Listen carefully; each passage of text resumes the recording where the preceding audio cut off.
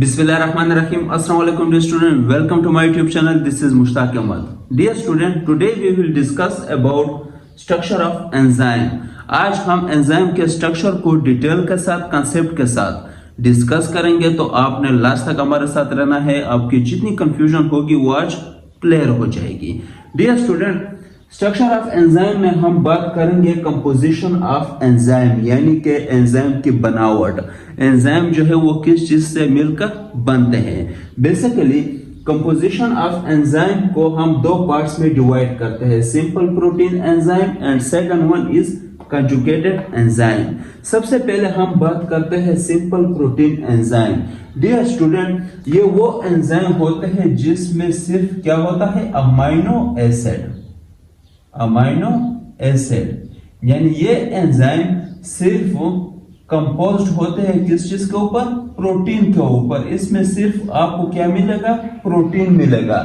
तो ये point must आपने एमसीक्यूज के लिए याद रखना है। अब हम बात करते हैं कंजुगेटेड एंजाइम की। डियर स्टूडेंट, ये वो एंजाइम होते हैं जिसमें प्रोटीन पार्ट भी होता है और नॉन प्रोटीन पार्ट भी होता है, यानी कि इसमें सिर्फ क्या था, प्रोटीन था। बट कंजुगेटेड एंजाइम में आपको नॉन प्रोटीन पार्ट भी मिलेगा और प्रोटीन पार्ट भी मिलेगा। डियर स्टूडेंट, कंजुगेटेड एंजाइम को हम एक और नाम भी देते हैं, क्या, होलो एंजाइम।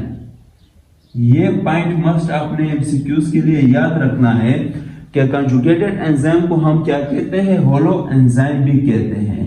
और ये किस चीज से बनता है, ये प्रोटीन भी इसमें होता है और नॉन प्रोटीन पार्ट भी इसमें होता है। No dear student, conjugated enzyme को हम फिर मजीद दो पार्ट्स में डिवाइड करते हैं। One is prosthetic group and other one is apo enzyme.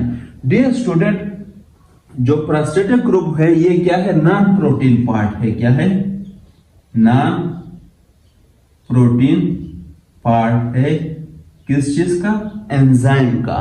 और जो एपो एंजाइम है ये क्या है, प्रोटीन पार्ट है,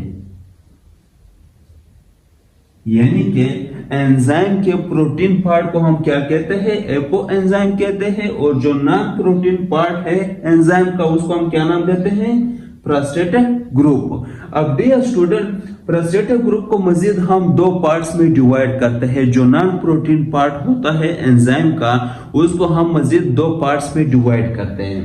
वन इज को enzyme and other one is को फैक्टर।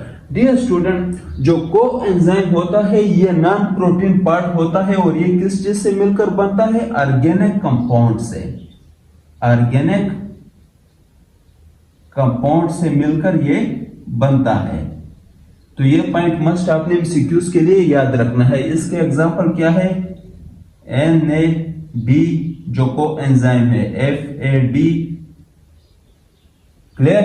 इसी तरह जो को फैक्टर है ये किस चीज से मिलकर बनता है, डियर स्टूडेंट, ये कंपोज होता है simple metal ions. Dear student, इसमें सिंपल मेटेलिक आयंस होते हैं। क्लियर। और उस चीज से मिलकर क्या बनता है, को फैक्टर बनता है। इसके एग्जांपल क्या है, for example copper, zinc etcetera. तो ये मस्ट आपने एमसीक्यूज के लिए याद रखना है कि को फैक्टर किस चीज के ऊपर मुश्तमिल होता है, सिंपल मेटेलिक आयंस के ऊपर। जबकि को एंजाइम जो है ये क्या है, ऑर्गेनिक कंपाउंड इसमें होते हैं और इसको हम क्या कहते हैं, इसके एग्जांपल क्या है, NADFAD।